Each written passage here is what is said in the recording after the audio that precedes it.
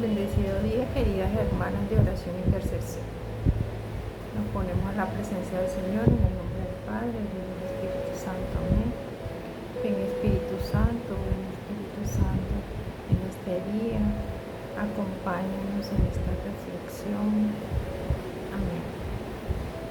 Seguimos con el capítulo 2 del libro Llamados a la Adoración de Dios, del Padre Carlos Colón. Este capítulo 2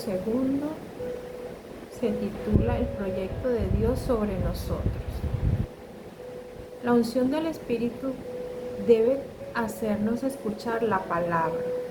Si queremos ser instruidos acerca de los misterios de la adoración de Dios, es muy importante tener inteligencia y ciencia en estas cosas. Hay hombres que se preocupan con mucho empeño por tener ciencia en las cosas del mundo, en las computadoras y en otros menesteres del campo de la técnica. Nosotros, en cambio, debemos adquirir ciencia en las cosas de Dios si queremos alabar con sabiduría al Señor. No entenderemos nunca la necesidad que Dios tiene de la adoración. Es un misterio.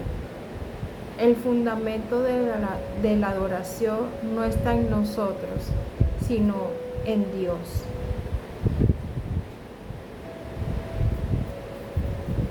Cuando se habla de adoración, se piensa en adoración eucarística.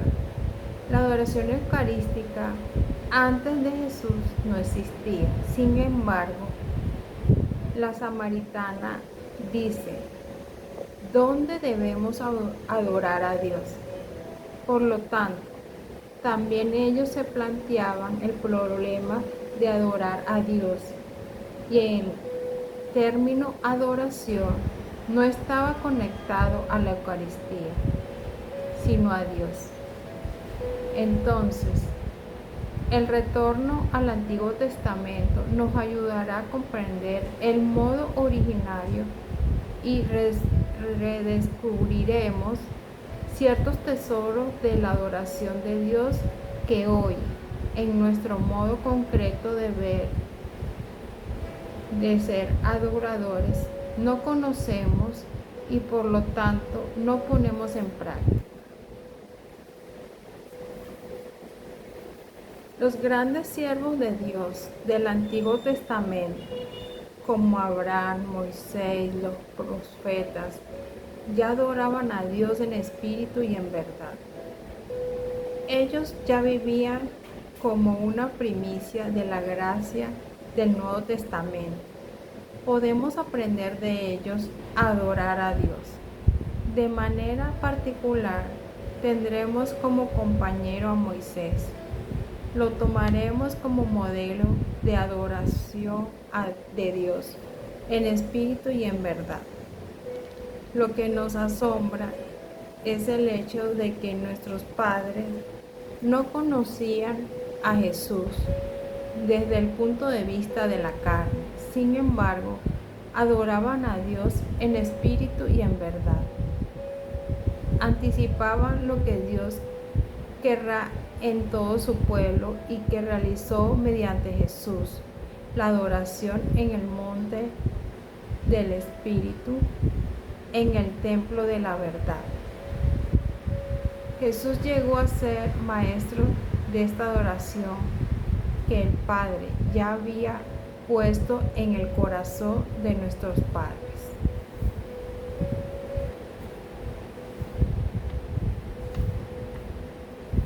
Pues bien, el designio de Dios se cumple en dos momentos.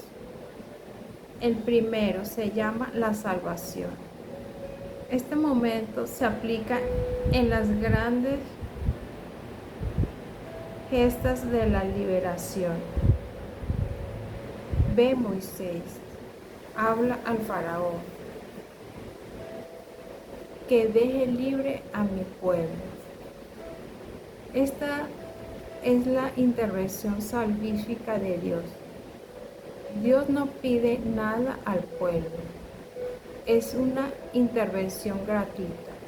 El pueblo se siente embestido por la gracia de la salvación.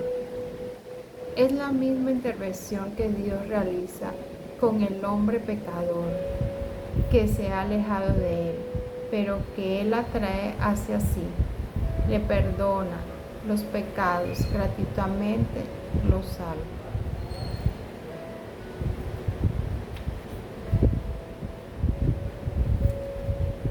La subida al Monte Santo. Es interesante notar al principio que al Monte Santo no sube el pueblo, sino solo Moisés. Es interesante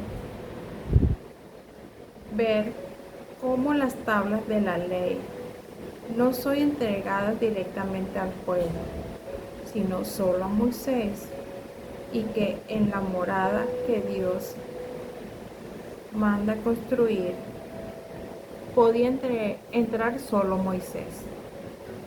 Esto quiere decir que en todo el pueblo solamente Moisés cumplía las condiciones de un verdadero adorador de Dios. La salvación es para todos, pero en lo referido a la adoración como acontecimiento del pueblo estamos muy lejos. Mientras Moisés subía al monte, el pueblo se abandonaba a la idolatría. Cuando Moisés descendió del monte, tomó las tablas, las rompió, porque el pueblo no observaba la ley de Dios. Sin embargo, era un pueblo salvado, que había visto las maravillas de Dios, que lo había alabado, pero era incapaz de subir al monte, de observar la ley y de entrar en la morada. Estas cosas han sido escritas para nuestra enseñanza, para que aprendamos a ser otros tantos Moisés. La gracia del Nuevo Testamento es que ahora al Monte Santo puede subir todo el pueblo. Dios dio la gracia no solo a Moisés, sino también a todo el pueblo. Dio la gracia de observar su ley a todos, como dio la gracia a todo el pueblo de habitar en su carne. Esta gracia estaba ya obrando en el Antiguo Testamento, en algunos, porque ¿quién ha escrito? Qué amable es tu morada, Señor del universo. Mi alma se consume de deseos por los atrios del Señor. Mi corazón y mi carne claman ansiosos por el Dios viviente. Salmo 84:1. Manifiesta tener la gracia de la adoración de Dios y degustar la alegría de la presencia de Dios. En el Nuevo Testamento estamos todos llamados en Cristo a realizar esta segunda fase. Por lo tanto, la fase de la salvación debe seguir la fase de la adoración. Como la palabra salvación es una palabra amplia que abarca muchas cosas, la liberación del pecado, la sanación, la expulsión del demonio, así también la realidad de la adoración es muy amplia. La adoración tiene sus raíces en Dios. Es para satisfacer el corazón de Dios, no tanto el del hombre. En efecto, el concepto de la adoración, de la reparación, de la consagración ha permanecido en la Iglesia, ligado al Sagrado Corazón de Jesús, aquel corazón que tanto ha amado al mundo.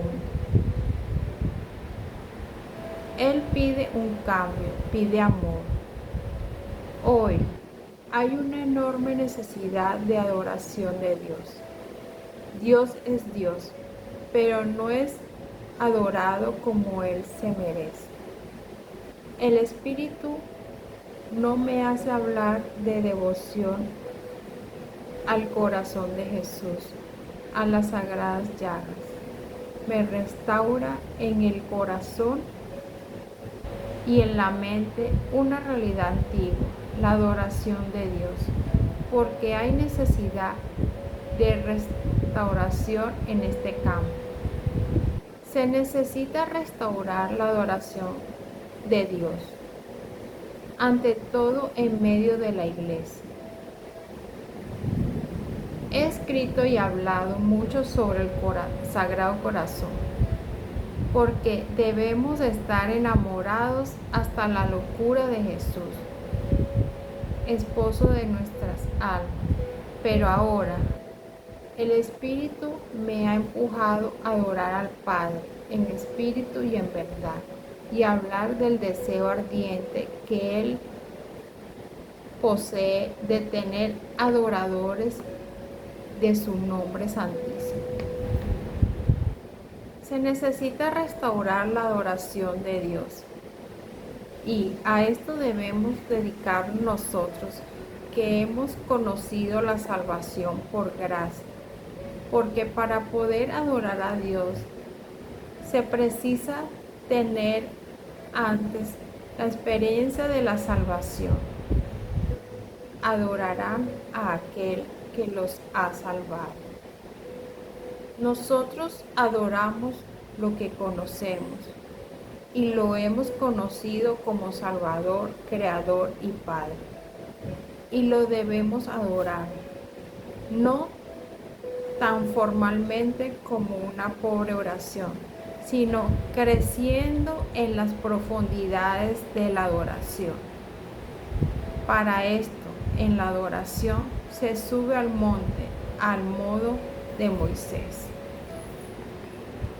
Es interesante saber que cuando el Señor se aparece sobre el monte santo con todo su poder, dice a Moisés que esté atento de no hacer subir al monte ni animales ni hombres, interpretando en su sentido espiritual. Significa, en la adoración de Dios, la parte animal, la parte ligada a los sentidos, pasional, demasiado ligada a la tierra, no puede subir en el reino del Espíritu, porque Dios es Espíritu, y la carne y la sangre no pueden entrar en el reino del Espíritu. Por lo tanto, lo que es animal y terreno no sirve, ni que es racional, ni tampoco el hombre. Pero yo soy profesor de computación, de electrónica. Pues bien, hijo mío, no puedes subir al monte de la adoración si eres un animal, un hombre. Se necesita ser espíritu. Moisés era un hombre de fe, que había escuchado la palabra y en virtud del espíritu que tenía en sí, podía subir al monte de la adoración. He aquí porque Jesús dice que se necesita adorar en espíritu, no como animales ni como simples hombres, sino conducidos por la gracia sobrenatural del Espíritu. Moisés, a medida que subía, tenía revelaciones de Dios y conocía siempre más al Señor, y así crecía en la adoración. Por lo tanto, la adoración crece en nosotros cuanto más conocemos al Señor. Pero aquí se necesita hacer una distinción. Una cosa es conocer las obras del Señor y otra cosa es conocer al Señor. Esta distinción es muy importante para el camino de adoración, porque al Señor no lo conocemos tanto directamente, sino a través de las obras y de los hechos. Israel conoció al Señor por las obras, y la alabanza ha surgido desde el conocimiento de las obras de Dios. Viendo al Señor que sana, alabamos y agradecemos al Señor. Este es un paso obligado. Todos debemos partir de las obras. Pero una cosa es alabar al Señor por sus obras y otra es alabarlo por sí mismo. Pues bien, la adoración nace cuando se comienza a conocer al Señor en sí mismo.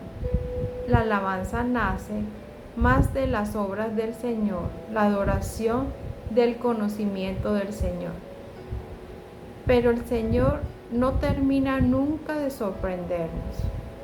Su conocimiento es tan maravilloso, infinito, como son infinitos los cielos, profundo como los mares. El conocimiento del Señor es un abismo sin fin y es algo que necesita siempre empeñarse de nuevo. Si nosotros somos celosos en esto, la gracia de la salvación y de la adoración será siempre renovada. Estaremos siempre activos. Tendremos un conocimiento del Señor impreso en nuestro corazón. La adhesión a la de justicia. La adhesión a la ley de justicia. Para crecer en la adoración del Señor, Moisés experimentó la justicia de Dios. Los 10 mandamientos son apenas el inicio, porque el Señor quiere formar un pueblo de adoradores y un mínimo de justicia hace falta para adorar a Dios. No puedes cultivar el odio en el corazón y adorar al Señor. Los 10 mandamientos no sirven para volverlos buenos, no sirven para volvernos buenos ciudadanos, ya que también la ley civil del Estado dice que no robar, no matar, etc. Por lo que, observando los 10 mandamientos, soy un buen ciudadano. No, el Señor no da los 10 mandamientos para ser buenos ciudadanos, sino para ser adoradores de su nombre, para que seamos ciudadanos de una ciudad más importante. La construcción de la morada. Moisés, subiendo al monte y llegando a la cima, vio la gloria del Señor, y la nube lo cubrió por 6 días. Al 7º día, el Señor llamó a Moisés desde la nube. La gloria del Señor aparecía a los ojos de los israelitas como fuego devorador sobre la cima de la montaña. Éxodo 24 del 12 al 18. Este es el camino de la adoración que nos hace crecer hasta la visión, hasta la venida de la gloria en medio de nosotros. Está todo escrito, pero a este punto alguien podría decir, pero Moisés después descendió desde el monte y la gloria desapareció. En este punto interviene la morada, porque para Moisés fue tan hermoso estar con el Señor, con la gloria, que pidió al Señor estar siempre en medio de su pueblo, y Dios le correspondió que construyera una morada, una carpa donde permanecer siempre con el pueblo. La morada era como el monte Sinaí, que seguía al pueblo por donde iba. Por lo tanto, entrar en la morada y subir al monte Sinaí son la misma cosa. Como dice el Salmo Señor, ¿quién se hospedará en tu carpa? ¿Quién habitará en tu santa montaña? Salmo 15:1. ¿Quién podrá subir a la montaña del Señor? ¿Quién entrará en su carpa? Salmo 24:3. La tienda del Señor en el desierto no era como el monte que permanecía fijo, sino que seguía al pueblo donde quiera que fuese. Por lo tanto, la morada de Dios en medio del pueblo es el lugar de la adoración, a la que el Señor llama casa de oración, lugar de adoración. Hay capítulos y capítulos sobre la morada, que en el tiempo de Moisés era una carpa. Estando en el desierto, el Señor se contenta con una carpa. Cuando el pueblo llega a la tierra prometida, en lugar de la carpa encuentra un gran templo, el templo de Jerusalén, construido por Salomón. Capítulos y capítulos acerca de la construcción de este templo, para decir que estamos cerca del epílogo de la obra de Dios. Al final, toda la obra de Dios consiste en construir una morada con los hombres. Dios habita con los hombres y los hombres con Dios. San Pablo lo confirma así: en él todo el edificio, bien trabajado, va creciendo para construir un templo santo en el Señor. En él también ustedes son incorporados al edificio para llegar a ser una morada de Dios en el Espíritu. Efesios 2, 21, 22. Entendamos por qué debemos ser un pueblo de adoradores. Es porque debemos habitar con Dios en su carpa para siempre. Porque estamos llamados a ser nosotros los habitantes de aquella morada. Porque si Dios se construye una morada, no quiere estar solo, sino con un pueblo que esté con él. Y para estar en su carpa se necesita ser adoradores de Dios. Por lo tanto, gozamos de una vocación. Formamos como adoradores de Dios en espíritu y en verdad. Vemos la coherencia, el progreso, el plan completo de Dios desde el inicio hasta el final, y además cómo los adoradores de Dios entran en su reposo. La tierra prometida es el reposo de Dios.